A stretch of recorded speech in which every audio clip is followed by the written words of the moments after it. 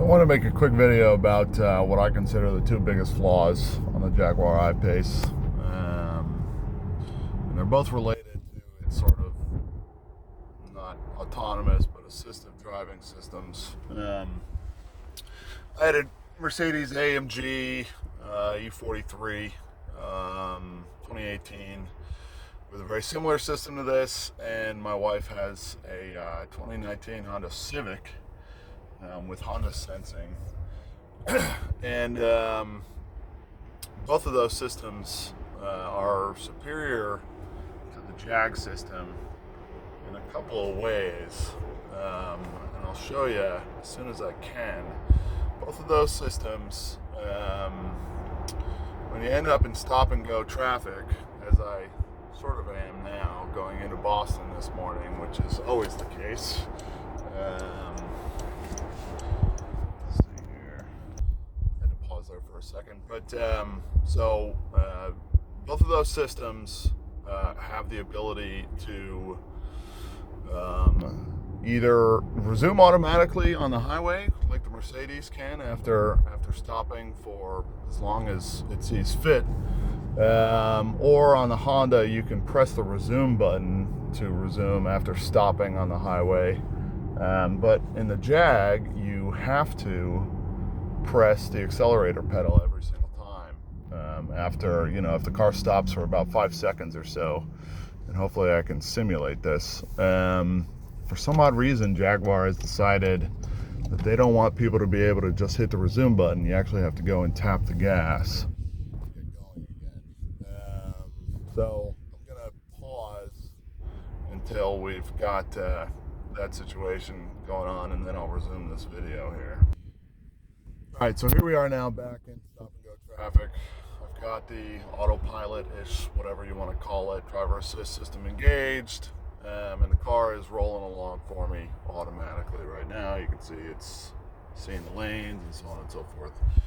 Now, what will hopefully happen anyway, so I can show everybody, is we're going to come to a complete stop, and then after 5 seconds or so, it's going to tell me, let's see here, are we going to stop long enough? It's going to tell me that I've got to tap, yep, there it is.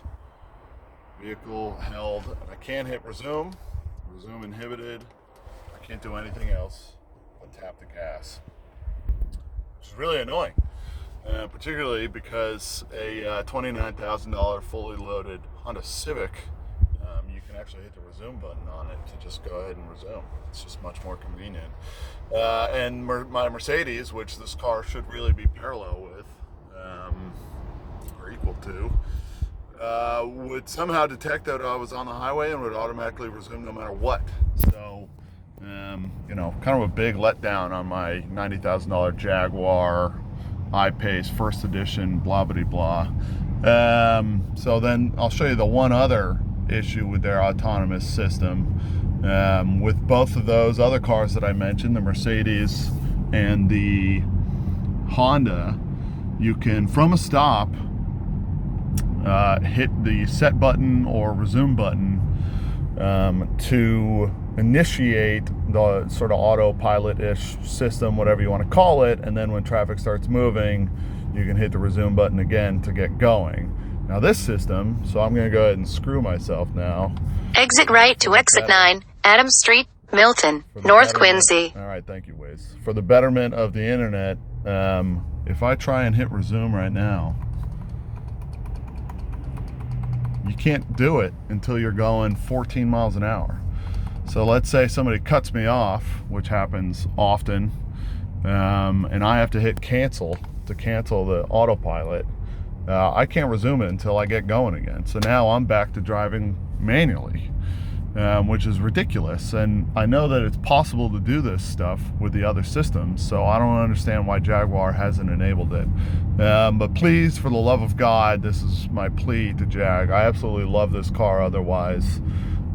Please, please, please enable or send a software over-the-air update that will fix these two issues, because they're big ones. I mean, honestly, like I said, I went from a Mercedes to this thing, yeah, I still can't resume it. And now I'm back in stop and go traffic, and I've got to just drive the old-fashioned way, which is, you know, a big part of the reason I got this car, so I didn't have to deal with this bullshit.